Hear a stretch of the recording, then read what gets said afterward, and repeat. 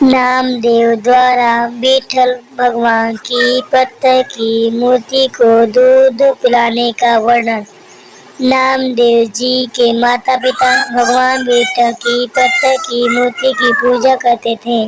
घर पर एक अलमारी में मूर्ति रखी थी।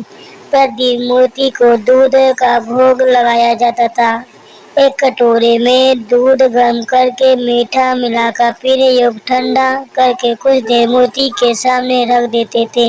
आगे पर्दा कर देते थे जो अलमारी पर लगा रखा था।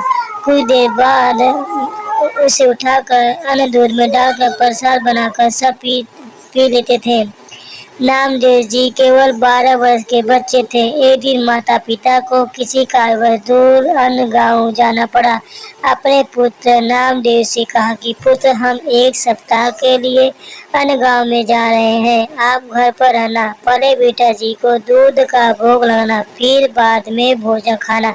ऐसा नहीं किया तो भगवान विठल नाराज हो जाएंगे और अपने को श्राप दे देंगे, अपना अहित हो जाएगा। यह बात माता पिता ने नामदेव से जोर देकर और कई बार दोहराई और यात्रा पर चले गए। नामदेव जी ने सुबह उठकर स्नान करके स्वच्छ वस्त्र पहनकर दूध का कटोरा भरकर भगवान की मूर्ति के सामने रख दिया और दूध पीने की प्रार्थना की, परंतु दूध नहीं पिए। भक्त जी ने भोजन तक नहीं खाया। 3 दिन बीत गए। प्रतिदिन इसी प्रकार दूध मूर्ति का आगे रखते थे और विनय करते थे कि हे विठल भगवान, दूध पी लो, आज आपका सेवादार मर जाएगा, क्योंकि और अधिक भूख सहन करना मेरे वश में नहीं है। माता पिता नाराज होंगे। भगवान, मेरी गलती क्षमा करो, मुझसे अवश्य कोई गलती हुई है जिस कारण से आप दूध नहीं पी रहे हो।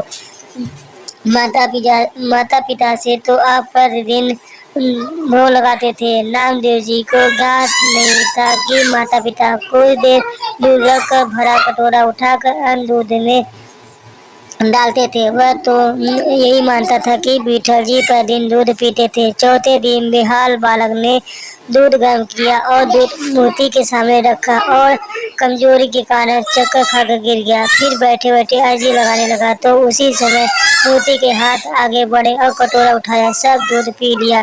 नामदेव जी की खुशी का कोई ठिकाना नहीं था। फिर स्वयं भी खाना खाया, दूध पिया। फिर तो प्रतिदिन विठल भगवान जी दूध पीने लगे।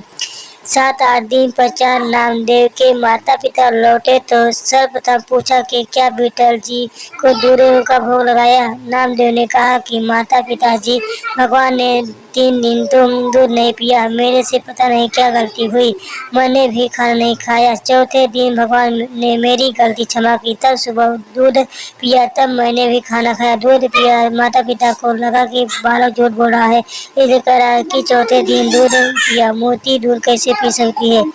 माता पिता ने कहा, सच बता बेटा, नहीं तो तुझे पाप लगेगा। बेटा, भगवान जी ने वास्तव में दूध पिया है। नामदेव जी ने कहा, माता पिता, वास्तव में मैं सत्य कह रहा हूँ। पिताजी ने कहा कि कल सुबह हमारे सामने दूध पिलाना।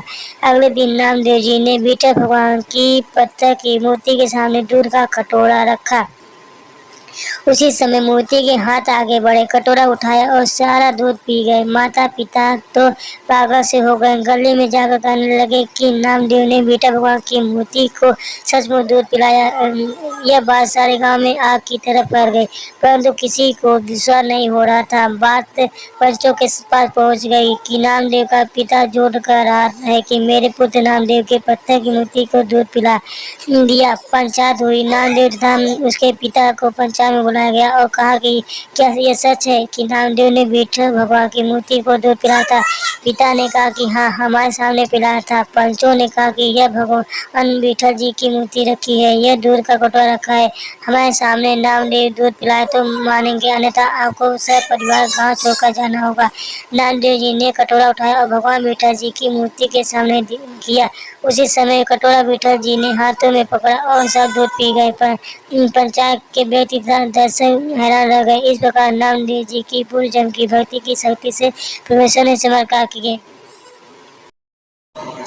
ऐसे ही वीडियो देखने के लिए हमारे चैनल को सब्सक्राइब, लाइक एंड शेयर कीजिए। धन्यवाद।